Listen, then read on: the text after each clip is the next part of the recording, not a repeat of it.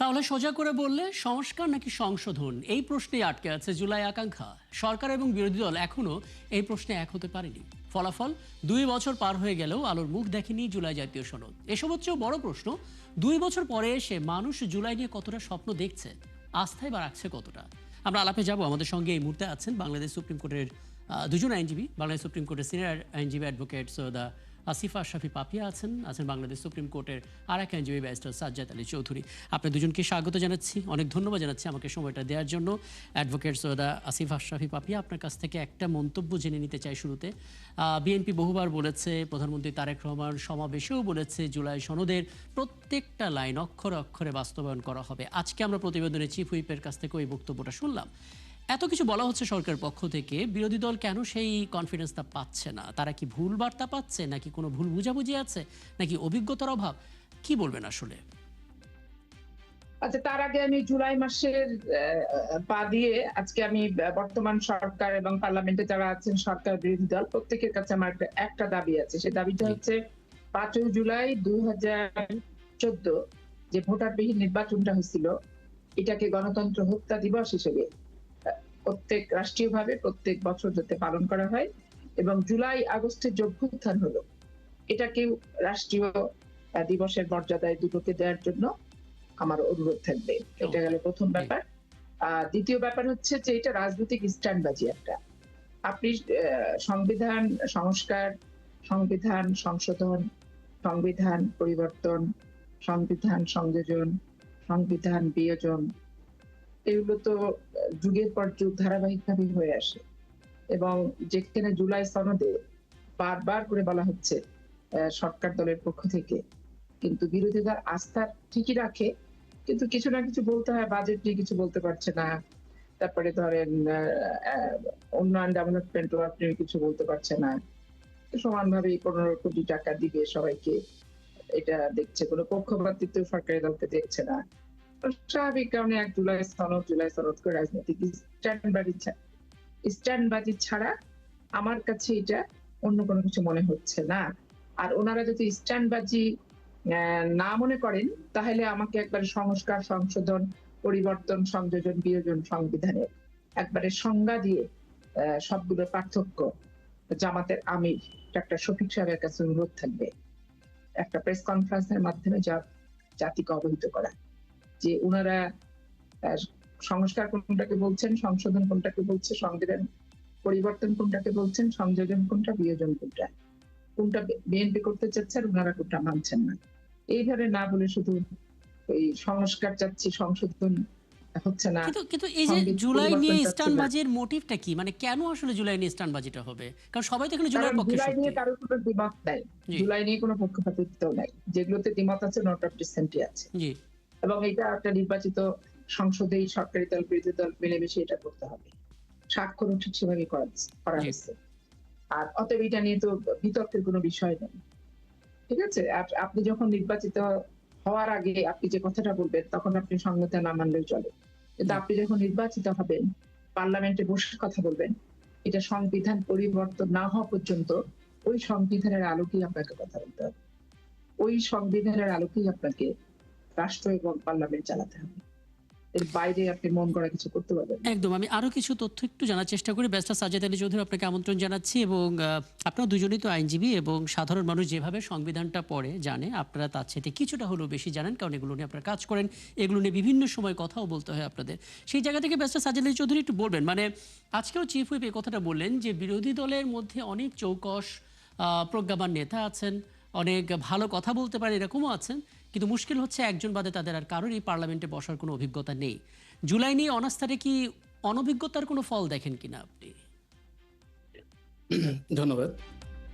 আসলে জুলাইটা হচ্ছে একটা আমি মনে করি আমাদের আবেগের নাম, যেটা রক্তস্নাত অনেক লম্বা পথ ধরে 36 দিনকে যদি আমরা একটা লাস্ট ইনিংস বলি, আরো একটা লম্বা পথ ধরে এটা অর্জন হয়েছে মানুষের একটা অনেক ত্যাগের বিনিময়ে। যেটাতে যে দেখে আমরা সমস্ত মানুষ রাস্তায় নেমে গিয়েছিল, সেখানে বাচ্চারা তার রেজিস্ট্রেশন এসএসসির ইন্টারের রেজিস্ট্রেশন কার্ডগুলো তার গলায় ঝুলিয়েছিল ওই সময় তার পরিচয় দেখানোর জন্য না, যেন তার লাশটা শনাক্ত করতে সুবিধা হয় সেটার জন্য। যেখানে তাদের তাদের উপর হেলিকপ্টার থেকে বিভিন্নভাবে অনেকে বলে গুলি করেছে, যদিও বা এখনো প্রমাণিত না। তারপরও বিভিন্নভাবে অগ্নেয়াস্ত্রের মাধ্যমে তাদেরকে আহত বা নিহত করা হয়েছে, কিন্তু তারপরও তারা মাঠ ছাড়েনি। এর প্রেক্ষিতেই আসলে জুলাইটা আসছে। হ্যাঁ, আপনার যে প্রশ্ন সেটা হচ্ছে যে সংসদে বর্তমান বিরোধী দলের যে অভিজ্ঞতা অনভিজ্ঞতার কথা ওনারা বলছেন, তার আগে বলতে হয় বেসিক্যালি একটা কথা, সেটা হচ্ছে জ্ঞানীরা দেখে শিখে আর বোকারা থেকে শিখে। আর ইতিহাস থেকে শিক্ষা নেয় না, এটাই হচ্ছে ইতিহাসের বড় শিক্ষা। আর জুলাইয়ের সাথে সবচেয়ে বড় প্রতারণা করেছে বাংলাদেশের রাজনৈতিক দলগুলো, যেটা তারা 1971-এর পরে মানুষের সাথে প্রতারণা করেছে, 72 এবং 74-এ এসে, 89 বা 90 এসে প্রতারণা করেছে আরেকবার, এখন 2024-এ এসে রাজনৈতিক দলগুলো আবার প্রতারণা করছে মানুষের সাথে। প্রতারণা বলতে পারি আমরা এখন রাজনৈতিক এখন পর্যন্ত, দলগুলো মানে প্রতারণা শব্দটি কি এখন ব্যবহার করব আমরা, সেই সময়টা এসেছে? অফকোর্স, কারণ হচ্ছে জুলাই রাজনৈতিক দলগুলোকে নতুনভাবে ক্ষমতায়নের জন্য হয়নি। জুলাই হয়েছে বাংলাদেশকে পরিবর্তনের জন্য। কি পরিবর্তন? সেই পরিবর্তন হচ্ছে রাজনৈতিক পারিবারিক যে স্টেক হোল্ডারদের থেকে আমাদের রাজনীতি থেকে বের করে আনা, বৈষম্য দূর করা এবং আরো অনেক কিছু দাবি নিয়ে। কিন্তু এখন দেখা যাচ্ছে কি সেই পথেই আমরা আবার হেঁটে বেড়াচ্ছি। জুলাইকে মূলত প্রথম ধ্বংসটা করেছে এই রাজনৈতিক দলগুলো। যেদিন জুলাই হলো তারপরের দিন থেকে জামাত তার ন্যায্যতা বা প্রাপ্যতা, তার যে এখানে একটা ভূমিকা সেটা কপচাতে শুরু করেছে, বিএনপি কপচাতে শুরু করেছে, এনসিপি কপচাতে শুরু করেছে। এভাবে জুলাইকে প্রথম তারা প্রশ্নবিদ্ধ করেছে। অথচ যারা জুলাইয়ের সত্যিকারের স্টুডেন্টরা রাস্তায় নেমেছে তাদেরকে কিন্তু আপনি এখন দেখবেন না। তারা কিন্তু এখনো ঘরে ফিরে গেছে, তারা ক্লাস করছে, তারা পরীক্ষা দিচ্ছে, তারা অনেকে আহত নিহত অবস্থায় আছে। কিন্তু এখন দেখা যাচ্ছে রাজনৈতিক দলগুলো এর থেকে ফল নেওয়ার চেষ্টা করছে এবং জুলাইকে বিক্রি করছে। একদম মানে ব্যারিস্টার সাজিদ চৌধুরী, আপনি যখন কথা বলছেন অনেকে হয়তো ভাববে যে আপনি হয়তো জামাত ইসলামের পক্ষে কথাটা বলবেন, কিন্তু আপনি একেবারে নিউট্রাল জায়গায় থেকে প্রত্যেকটা রাজনৈতিক দলের দায়গুলোকে সামনে এনেছেন। আপনি কি তাহলে এটা একটু বলবেন, যদি সংবিধান সংশোধন করা হয় সেটা কি একটা সংস্কারের অংশ না? মানে সংস্কারের অংশ হিসেবে কি কখনো সংশোধন করা যায় না? তাহলে পার্থক্যটা কি থাকে? আসলে সংবিধান সংস্কার, সংশোধন, এটা আসলে সবগুলোই সামর্থক শব্দ। কিন্তু যখন আপনি সংস্কার বলছেন, এখানে তখন 72-এর সংবিধানে ফিরে যাওয়ার ইস্যু আছে। কারণ 72-এর সংবিধানটা যখন 72-এর সংবিধানটা আসে, কারণ আমরা কিন্তু 72-এর সংবিধানটা হয়েছে কিসের ভিত্তিতে? 70-এর নির্বাচনের ভিত্তিতে। কারণ 70-এ যারা নির্বাচিত হয়েছেন তাদেরকে তো আর তারা কিন্তু পাকিস্তানের ম্যান্ডেট নিয়ে ইলেক্টেড হয়েছেন। সেই ইলেক্টেড এমপিরাই কিন্তু 71-এ এসে গণপরিষদ গঠন করেছে। কিন্তু 72-এর সংবিধানকে যদি আমরা ধরে নেই, সেটার কবর রচিত হয়েছে কিন্তু 1974-এ বাকশাল কায়েমের মাধ্যমে। যার কারণেই সংবিধান যে সংস্কার করার কথা আছে, কিন্তু যদিও বা সংস্কার কথাটা খুব ডিফিকাল্ট, আমাদের সংবিধানের সংশোধনের ইস্যুটাই আমরা সবসময় মানে স্পেসিফিক ভাবে সবসময় দেখি যে সংশোধনীগুলো সংশোধন আকারেই আসে। এখন সেজন্যই আর মানে এই সংস্কার এবং সংশোধন দুটো শব্দ ব্যবহার করা হয়। কিন্তু দিন শেষে কথাটা হচ্ছে, জুলাইকে যদি আপনি ধারণ করতে হয় তাহলে সংস্কারের চোখে বলেন বা সংশোধনের চোখে বলেন, জুলাইয়ের যে জিনিসগুলো চায় সেগুলো আপনাকে বাস্তবায়ন করতে হবে। হ্যাঁ, আমি আরেকটা ছোট্ট একটা বিষয় জেনে তারপর অ্যাডভোকেট পাপিয়ার কাছে যাব। সেটা হচ্ছে যে আপনি বললেন যে জুলাইয়ের যে চেতনা বলুন বা জুলাইয়ের যে ম্যান্ডেট, যে আকাঙ্ক্ষা, সেটা আসলে নষ্ট করেছে আমাদের দেশের রাজনৈতিক দলগুলো, যে যার জায়গা থেকে সেই ফায়দাটা নেওয়ার চেষ্টা করেছে, জুলাইটাকে নিজের করার চেষ্টা করেছে। যদি সেটাই হয় তাহলে বিএনপি কেন এত বিশাল ভোট পেয়ে নির্বাচিত হবে? জনগণ তো তাহলে বিএনপিকে ভোট দিত না, জামাতকে ভোট দিত না, সবাই না ভোট দিয়ে বেড়াতো। শুনেন, বিএনপি অনেক ভোট পেয়েছে, জামাত অনেক ভোট পেয়েছে, তার মানে যে তারা বাংলাদেশের সবচেয়ে জনপ্রিয় দল তা না। আওয়ামী লীগ নির্বাচনে অংশগ্রহণ করেনি। যদি আওয়ামী লীগ নির্বাচনে অংশগ্রহণ করতো তাহলে কি আওয়ামী লীগ ভোট পেত না? অবশ্যই, তাদেরও তো কিছু না কিছু সমর্থক এখানে আছে। জি, বাংলাদেশে কিন্তু 100% মানুষ কিন্তু কোনো রাজনৈতিক দল করে এরকম বলতে পারেন না। হয়তো প্রতিটা রাজনৈতিক দল, বিএনপির যদি 20% সমর্থক থাকে, আওয়ামী লীগের 20% সমর্থক, জামাতের 10% বা 20% সমর্থক, কিন্তু বিগ একটা পোর্শন বাংলাদেশের রাজনীতি করে না মানুষ, তারা হয়তো ভোট দেয়। কিন্তু এর মানে বিএনপি বড় সংখ্যক ভোট পেয়েছে এর মানে এই না যে তাদেরকে মানুষ মনে করছে যে মানে তাদেরকে ম্যান্ডেট দিয়ে দিয়েছে।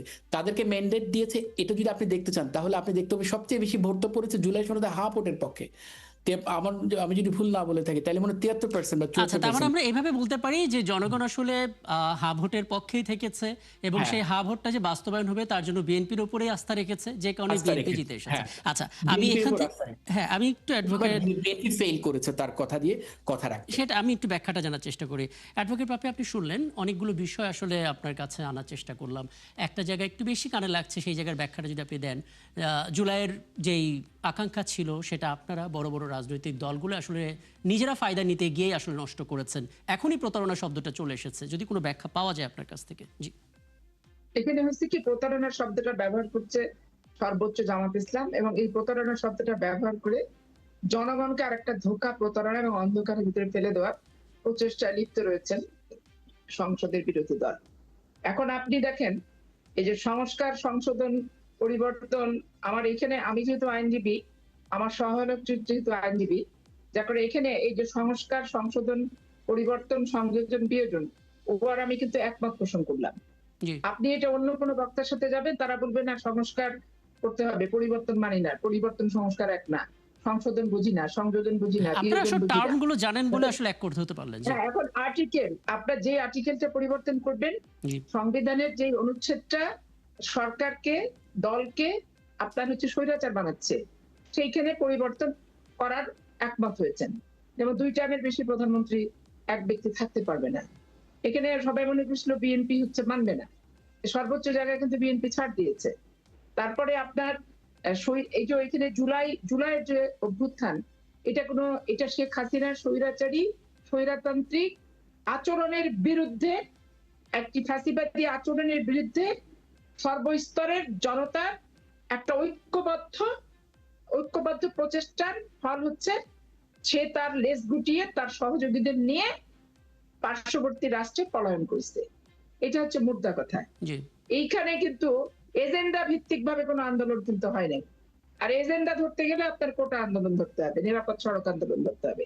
কিন্তু এই যে রাষ্ট্রের সংবিধান সংশোধন, পরিবর্তন, সংস্কার, কে 5 বছর থাকবে, কে 10 বছর থাকবে, এই সমস্ত ইস্যু ভিত্তিক কিন্তু এটা আন্দোলন না। কিন্তু এখানে সংস্কারের যে বিষয়টা, এটা বিদেশি এজেন্ডার মতো মাথায় ডালি করে নিয়ে আলী রিয়াজ সাহেবরা নিয়ে আসছে, যে এখন রাজনৈতিক দলগুলোকে একটা ট্র্যাপে ফেলে জি। যতটুকু তাদের মন মতো বিদেশি প্রভুদের সন্তুষ্ট করা যায়, খুশি করা যায়, যার কাছ থেকে যতটুকু ছাড় পাওয়া যায়, সেটা বাংলাদেশে বাস্তবিক প্রেক্ষাপটে কতটুকু প্রয়োগযোগ্য, কতটুকু প্রয়োগযোগ্য নয়, কতটুকু প্রয়োজন, কতটুকু অপ্রয়োজন, এবং কোনটা বেশি প্রয়োজন, কোনটা ন্যূনতম প্রয়োজন নাই, এই বিষয়গুলো আলী রিয়াজ সাহেবরা মোটে গেল গুরুত্ব একদম, সহকারে আমরা তো আসলে আলোচনা পেছনে করেনি, তো আর ফিরে যেতে প্রাধান্য পারবো দেয়নি। না। আমরা যদি আলোচনাটা এভাবে একটু গুছিয়ে নিই, আপনি যদি আপনার রাজনৈতিক অভিজ্ঞতা থেকে বলেন, এই মুহূর্তে বিরোধী দলকে যদি আস্থায় আনতে হয় জুলাই সনদ ইস্যুতে, সরকারকে আসলে কি করতে হবে? কারণ সবাই আসলে স্টেক হোল্ডার, সবাইকে বিরোধী থাকতে হবে। দলকে আস্থা অনাস্থার জায়গায় আনার জন্য ব্যাপার না। আমরা জুলাই সনদের প্রতি আস্থাশীল এবং শ্রদ্ধাশীল, অস্বীকার করার কোনো সুযোগ নাই। এবং এইরকম আন্দোলন ৭১ আমরা দেখার সুযোগ পাইনি, ছোট ছিলাম যেহেতু। জি। ৮০ দশক থেকে শুরু করে ৯০ দশক পর্যন্ত নিজেরা অংশগ্রহণ করার সুযোগ পেয়েছে জীবনে, প্রথম। আর দ্বিতীয়ত ৯০ এর পর থেকে এই ২৬ সাল পর্যন্ত আওয়ামী লীগ যতবার আসছে, ৯৬, ২০০১, এটা আমাদেরকে করতে হয়েছে, এবং সর্বোচ্চ ২০০৮ থেকে এই ২৪ পর্যন্ত, ২৫ পর্যন্ত আমরা অংশগ্রহণ প্রত্যক্ষভাবে করেছি।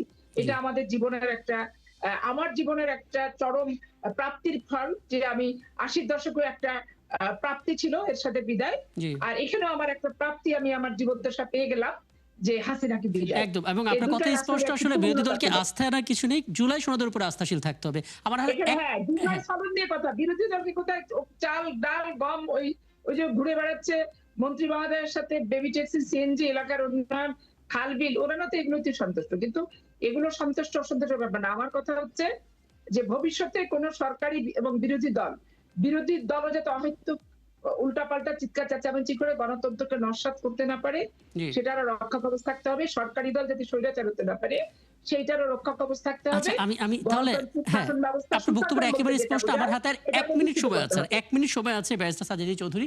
আপনি খুব ভালো মতোই বুঝতে পাচ্ছেন, সরকার বা বিরোধী দল যদি এই জুলাই সনদ ইস্যুতে একমত হতে না পারে, সবচেয়ে বেশি লাভবান হবে যারা পালিয়ে গেছে। এটা আপনাদের মাথায় কতটা আছে? সেই জায়গা থেকে আসলে সমাধানটা কি দেখেন? সংক্ষেপে ছোট করে। জি।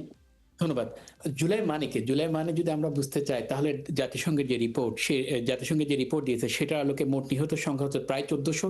তার মধ্যে বাচ্চা নিহত হয়েছে ১১৮ জন, তা ১৩% মোট নিহতের। সাংবাদিক নিহত হয়েছে প্রায় ২০০ জন এবং আহত হয়েছে ১২,২৭২ জন। এর মধ্যে নারী মারা গেছেন ৩৯৪ জন। জুলাইয়ের সাথে বড় প্রতারণা করেছে ডক্টর ইউনূস। কারণ তিনি সংবিধানকে শপথ নেওয়ার পরেই তিনি সংবিধানের আলোকে চলেছেন এবং সব দায়িত্ব বিএনপি বা নির্বাচিত সরকারের কাঁধে দিয়ে গেছেন।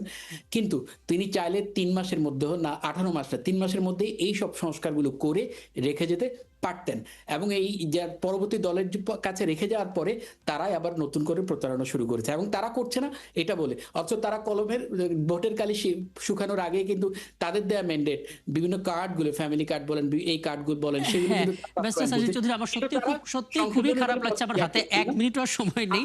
এক সেকেন্ডে শেষ করি। জি। সেটা হচ্ছে তারা তাদের এই সদিচ্ছা প্রকাশ পাবে কিভাবে? ১৩৩টা অর্ডিন্যান্স তারা সে সময় পাস করা গেছিল, তার মধ্যে ৩৩টা অর্ডিন্যান্স যেগুলো বিচার বিভাগ নিয়ে, যেগুলো বিচার বিভাগ সচিবালয় নিয়ে, মানবাধিকার কমিশন ছিল, দুদক ছিল, গুম কমিশন, সবগুলোই তারা বাস্তবায়ন করেনি। এইটার মাধ্যমে প্রতিফলিত হচ্ছে তারাও। হ্যাঁ, এটা নিয়ে আলোচনা হবে। আমরা একটু পরে অন্য টকশো শুরু করবো, সেখানে হয়তো আলোচনা এগুলো উঠে আসবে, কারণ এগুলো আলোচনারই বিষয়।